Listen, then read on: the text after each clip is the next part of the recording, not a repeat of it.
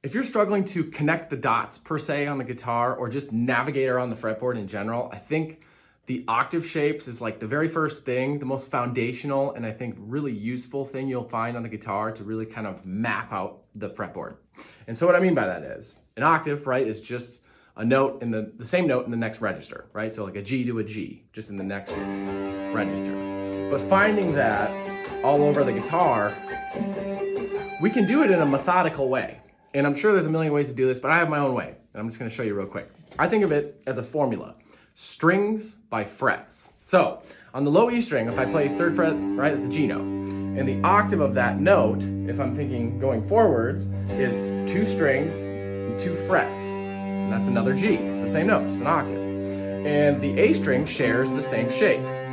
So I think of the low 2 strings as just a pair of the same shape, the same octave shape or same formula, right? 2 by 2. And then on the D string and the G string, the 2 middle strings, they share their own shape. It's 2 strings by 3 frets, okay? You hear it's the same thing on both of them, right? 2 by 3. And then on the B and the high E string, they're also a pair, and they have 3 by 2 frets, except for the strings portion goes upwards vertically, right? So I'm going 3 strings up and 2 frets up, or 3 strings down, however you like to think about that. Right, so 2 by 2 on the low 2 strings, 2 by 3 on the middle strings, and then 3 by 2 on the high strings.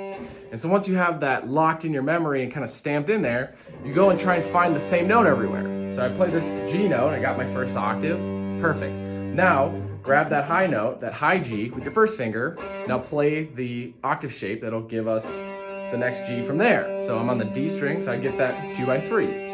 Grab it with your first finger, then I go, okay, what octave shape? 3 by 2, okay? Grab it with your first finger, 2 by 2, right? You just kind of follow this formula, and then you got your outer strings as well, right? Those are the same.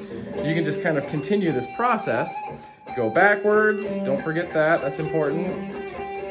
Once you do this enough, you don't really think about the formula too much, you kind of just have muscle memory and visual memory at the same time. Anyways, so then once you can do it with a single note, moving it around, in both directions, of course, you play a little line and try to do the same thing. Let's say that's my line. Find the octave, do the same thing. Octave, same thing. Octave, octave, and so on. I think you get the point. So try it out, have fun, I'll see you in the next video.